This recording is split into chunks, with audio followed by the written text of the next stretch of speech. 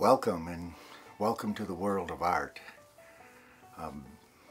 Perhaps you've never thought about art or thought about what art really should look like, but here's a great view I'll be giving you, a view from the 20th century, a view from an artist who's been doing art a long time, a view from someone who's heard a lot of speeches on art. And everyone always wonders what art is. You read about art, you read an art historian's view of art, you read an art critic, but what is art? I mean, you got 1,000 years of it hanging on the walls in the museum. Is there something about those paintings that might ring true to all of them maybe, and not just some of them? And when people talk about art, is there a common denominator about what a picture really is?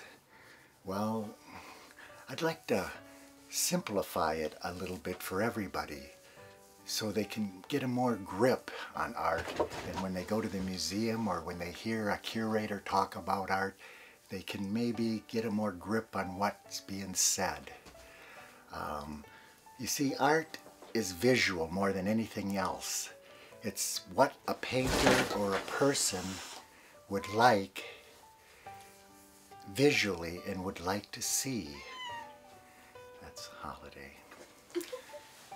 And through that visual likes and dislikes, we see something that, some kind of magic that eventually takes place. But is there something that all the artists did, or through this visualness? Is there something that's in common? And is there something we could all latch on to that is true, with no matter what you say? And when you think about it, there really is. You see, art isn't much different than the world that you see around you. You see art everywhere. You see the power of art when you drive your car and you see a green arrow that points to the left, and it says, that green arrow says go, and you can turn to the left. You don't need it. It doesn't even have to say that to you. You see a pointed object, and the power of that pointed, the psychological power, tells you you can turn left, and you don't need even any words. It's just a symbol. So all art uses symbols like that, but much more complex and much more visual as how people would like to see their own visual like. So all artists do the colors and shapes they like, but they put order into that color and shape. And without order, none of this art would exist, from the Rembrandt days all the way up to modern days, to what you'd call conceptual art or anything. It actually has not changed at all. It's artists just working shapes and colors and their likes for shapes and colors. And when a painting doesn't work, it doesn't work for the same reasons that when you put on clothes in the morning, they might not work together, or maybe when you design your living room, it might not work together. All those same principles work in the world of art and color, except most people get caught up in the literal interpretation of art, and so they forget about the visual world of art and how that is the only thing that matters, like 100 years later after the artist dies. So Rembrandt's art, we don't look at his art because it's just this or that person or that, because they all painted the same people, some of them. It's his arrangement, his visual arrangements that are superior to many of the other Dutch artists around him, and so his paintings are considered very important because of that.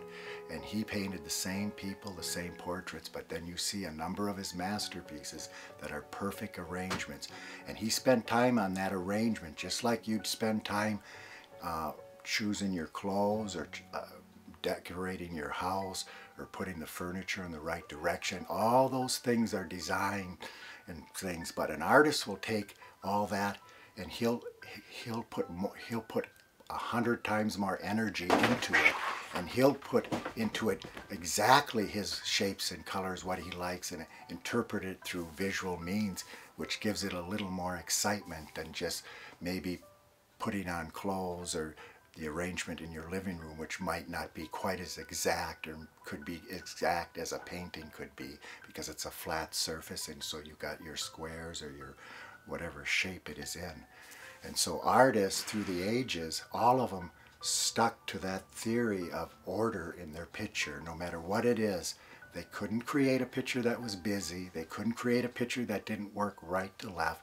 And they couldn't create colors that didn't work together and somehow to make the picture a whole statement visually. And that visual statement is as complicated as the rest of the world when you look at visual things and the power of visual things. And we use the power of vision through advertisement, everything. It's very complicated, and all those things even play into art. If you put a face in a painting, for instance, because it's a face, it's a recognizable thing, it becomes the most powerful thing in the picture automatically, because humans respond to faces, especially human faces. So that's a psychological thing you'd have to pay attention to when you create a painting. How powerful and how much energy are you going to spend with that face to make it work with the rest of the picture and not overpower the picture, and work with all of the, even the background. But the background will have a different feeling than the face, and you have to incorporate your likes and dislikes through that portrait or even an abstract picture just by using shapes and colors. But those shapes and colors cannot be a chaotic arrangement, because that chaotic arrangement, after a while, people will look at it, it'll be hanging on a wall, and eventually that chaos begins to come through, and that's why a picture stays alive for 100 years in a museum, a masterpiece. Not all artists painted masterpieces every time. We're talking about the best paintings of each of these artists. When I talk about their arrangements, all artists did mediocre pictures too from time to time, some more than others. But when we look at their masterpieces, they always say the same thing. They have a visual statement that is very correct to what they like visually, but all the symbols and everything that's going on visually works together in one big statement, and nothing works against each other. As, let's say, if you put on stripes and polka dots, and people always say, well, you can't put stripes and polka dots together. Well, in a painting, there's a million things like that that could go wrong, not just stripes and polka dots. You know, wearing a stripe and polka dotted dress or something like that. That's just a simple way to put it. Now magnify that 100 times, and you're working on a flat surface, so you're going to have to be even more exact because you're expected to be exact. And then if you're working with representational art, you got to work with the psychologicalness of each image you put in there. But still, in the end, those shapes and colors, whatever they might be, have to work all together and make a statement visually of what you like. That's why all the artists seem to be a little bit different from each other. They're all making a different visual statement slightly. Sometimes they're not as different from each other as it might seem, because they like the sort of same kind of look often. But each artist is often different because of that statement, and that statement only stays alive if it's put together expertly. In other words, you can hang that picture in a museum today, but it's not going to matter what people think today. 100 years from now, the people in the museum will decide if they still like that picture. So it doesn't even matter what we think or what picture we hang today that was done today. We all know Rembrandt's good.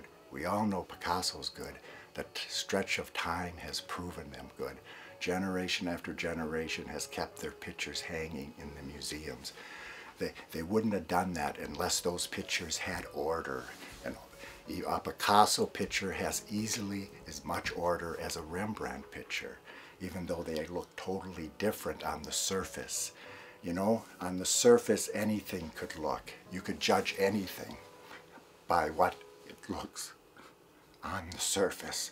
But when you look below the surface of any picture, that's when you're analyzing shape and color. So if you're a critic or you're anybody and you're going to have to make a decision on a picture, the only way you can really make a decision is look at the 1,000 years before that. It doesn't matter if it's Japanese or Chinese art, it all fits the same pattern. It doesn't have to be just Western art. You have to look for that same order no matter who that artist is, because if the order isn't there, nothing else really matters, because that's the only thing that has kept most of these masterpieces hanging in museums wherever you see them. That's the only thing that's kept them up for 100, 200, 300 years hanging. And over time, everything is always spelled right. And in painting especially over time, it takes time in all art, maybe, music, whatever, to really know. People can say Elvis Presley is great, but 100 years from now, are they going to say Elvis Presley is great? See, it just doesn't matter what we say now. It doesn't matter at all. And in art, it truly doesn't matter. And we have a whole history of art where different artists, the famous story of the Impression rejected by the Salon and being the other art getting in. And the other art got in because the judges weren't looking for structure and stuff like that. They were biased towards just one realistic look, but they didn't look at the order beneath it, or in other words, they looked at the surface, but didn't look below the surface. So just like on a person, don't look at the surface, look below.